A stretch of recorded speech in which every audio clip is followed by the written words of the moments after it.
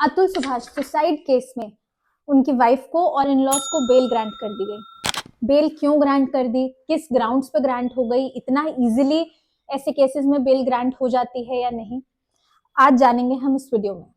Hi everyone, welcome to my channel sharks of law. आज की जो इस वीडियो का टॉपिक है वो पूरे इंडिया का इस टाइम मोस्ट वायरल टॉपिक है, बैंगलोर टेकी सुसाइड केस। हम सब जानते हैं आज से कुछ लगभग 1 महीना पहले अतुल सुभाष ने सुसाइड किया, सुसाइड नोट छोड़ा और एक लगभग कुछ 90 मिनट का वीडियो उन्होंने अपने पीछे एज अ एविडेंस छोड़ दिया। अब उसी के आधार पे एफआईआर रजिस्टर हो जाता है बैंगलोर में माराथली पुलिस स्टेशन में। एफआईआर रजिस्टर होता है किनके नाम पे? अतुल की वाइफ के नाम पे, brother in law, mother in law और उसकी वाइफ के एक चाचा जो कि एक दूर के कोई रिलेटिव बताए जा रहे हैं। इस पूरे केस की जो ब्रीफ फैक्ट्स हैं वो ऑलरेडी हम डिस्कस भी कर चुके हैं और आप सब वाकिफ होंगे। अब बात आती है इनको बेल मिलने की। तो इनके अगेंस्ट जो चार्जेस लगे थे वो थे 108 of BNS act, abetment of suicide. ये क्या है? बेसिकली इसका मतलब है कि आप किसी को इतना उकसा दें, इतना तंग कर दें, टॉर्चर कर दें कि वो आपकी वजह से कोई इंसान अपनी जान ही ले ले, सुसाइड कमिट कर दे। मतलब आपसे तंग होके, परेशान होके किसी ने सुसाइड कर लिया हो, और इसकी जो मिनिमम पनिशमेंट है वो 10 इयर्स ऑफ जेल है। इसमें सबसे ज्यादा ध्यान देने वाली बात ये है कि बैंगलोर में रजिस्टर क्यों हुआ था एफआईआर। तो जो प्लेस ऑफ इंसिडेंट होता है वहां पे एफआईआर रजिस्टर होती है। अब प्लेस ऑफ इंसिडेंट बैंगलोर था क्योंकि अतुल ने बैंगलोर में सुसाइड कमिट किया था, तो एफआईआर वहां रजिस्टर हुई। तो अतुल की जो वाइफ है उनको गुरुग्राम से पकड़ा गया था और जो उनकी मदर इन लॉ और ब्रदर इन लॉ है निशा एंड अनुराग, उनको इलाहाबाद से गिरफ्तार किया गया था। और जो चाचा है उनकी अभी तक कोई गिरफ्तारी नहीं हुई है, उनको ढूंढा जा रहा है। अब इस केस में बेल कैसे ग्रांट हुआ, बहुत इंपॉर्टेंट पॉइंट है नोट डाउन करने का। अभी जो ग्रांट किया गया है वो इंटरिम बेल है, मतलब कि अभी इन्वेस्टिगेशन कंप्लीट होगा, इसके बाद और डिसीजन आएगा। फाइनल बेल ग्रांट होने तक ये इंटरिम बेल है, तब तक के लिए बेल ग्रांट कर दी गई है क्योंकि कोर्ट के अकॉर्डिंग अभी कुछ ठोस सबूत नहीं मिले हैं। देखिए, कोर्ट जो है ऑब्वियसली वो लॉज के अकॉर्डिंग चलेगी। हमें फैक्ट्स कितने भी पता हो, इवन कोर्ट्स को भी पता हो, बट जो रूल बुक है, जो लॉ बुक है, इंटरप्रिटेशन भी उसी के अकॉर्डिंग होगा और फॉलो भी वही किया जाएगा डेफिनेटली। जो निकिता उनकी वाइफ थी, निकिता एंड फैमिली ने अप्रोच किया हाईकोर्ट को भी बेल के लिए।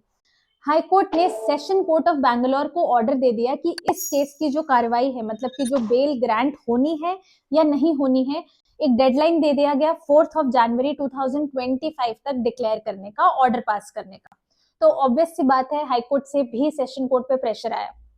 अब सेशन कोर्ट को ये 4 जनवरी तक डिसाइड कर देना था कि बेल ग्रांट होगी या नहीं होगी। और इसमें जो निकिता की साइड से काउंसिल थे उन्होंने अपने आर्ग्यूमेंट में ये बात रखी, जो अरेस्ट है वो इलीगल डिटेंशन है। एक तो उनको इस तरीके से गिरफ्तार किया गया और जो उसका बेस है वो बेस सिर्फ है एक सुसाइड नोट और वीडियो। और उनके काउंसिल ने ये भी आर्ग्यू किया कि ऑलरेडी एक स्ट्रिक्ट मीडिया ट्रायल चल रहा है। अब जो सुसाइड नोट है या फिर जो वीडियो है, सिर्फ उसके आधार पे ये डिसाइड नहीं किया जा सकता है कि जो निकिता है और उसकी फैमिली है वो कल्प्रिट है या उनकी वजह से अतुल ने सुसाइड किया है। जो स्टेट प्रोसिक्यूटर थे अतुल को जो रिप्रेजेंट कर रहे हैं, स्टेट प्रोसिक्यूटर ने डिमांड किया था कि एटलीस्ट 6 जनवरी का टाइम दे दिया जाए, कोर्ट्स ओपन होंगी, मंडे तक का एटलीस्ट टाइम दे दिया जाए ताकि वो भी अपने ऑब्जेक्शंस फाइल कर सके। But any which ways high court ने 4 जनवरी का डेडलाइन दिया था। प्लस अतुल के फेवर में ये केस इसलिए भी नहीं जा सका कि अभी जो सुसाइड नोट है वो फॉरेंसिक में टेस्टिंग के लिए गया हुआ है, उसकी अभी कोई पुष्टि नहीं की गई है कि वो एक्चुअली अतुल की हैंडराइटिंग है भी या नहीं, अतुल ने ही लिखा है या नहीं। तो अभी फॉरेंसिक से भी कुछ रिपोर्ट्स नहीं आई हैं। प्लस पुलिस जो है वो उनके रिलेटिव जो चाचा है उनको भी ढूंढ रही है। पुलिस की तरफ से इन्वेस्टिगेशन अभी कंप्लीट नहीं है, पुलिस ने भी इन्वेस्टिगेशन के लिए अभी और टाइम मांगा है। और जो वीडियो है उसको भी अभी फॉरेंसिक में भेजा गया है। Reports are yet to come, किसी भी केस में अभी रिपोर्ट्स नहीं आई हैं। जब ये रिपोर्ट्स आ जाएंगी, पुलिस का इन्वेस्टिगेशन कंप्लीट हो जाएगा, तब देखा जाएगा इसमें आगे इसको और किस तरीके से बढ़ाया जाएगा। बट अभी इन चीजों को प्रूफ करने के लिए कोई भी ठोस एविडेंस नहीं था। तो एज पर लॉ और रूल बुक ये केस जो है निकिता के फेवर में गया और उनको इंटरिम बेल ग्रांट कर दी गई। हालांकि अतुल के एडवोकेट का ये कहना है कि अब उन्होंने ऑब्जेक्शंस फाइल कर दिए हैं, कुछ 15 ऑब्जेक्शंस हैं जिसकी वजह से वो चाह रहे हैं कि ये बेल रुक जाए। तो अब आगे देखते हैं इस केस में क्या होता है।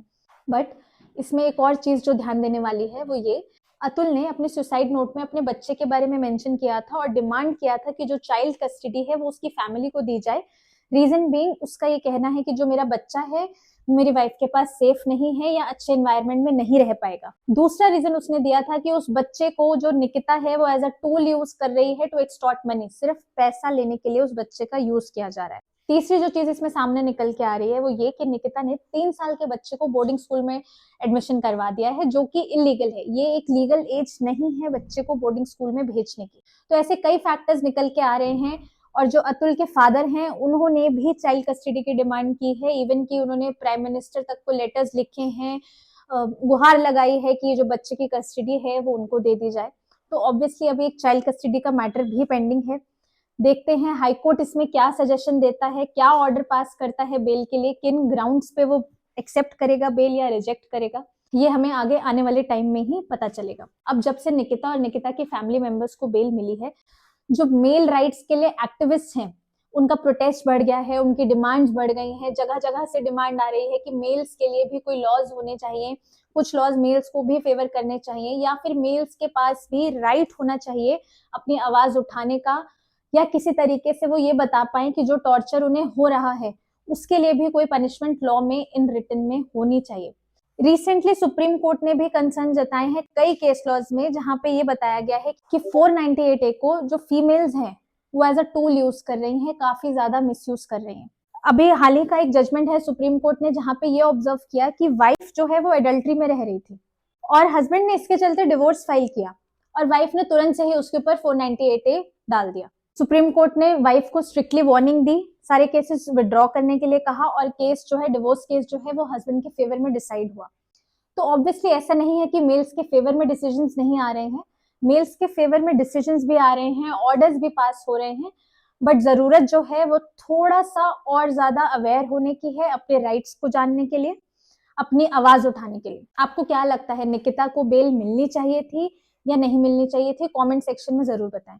Stay tune for more updates. I hope आपको ये वीडियो अच्छा लगा होगा। Thank you for watching this video.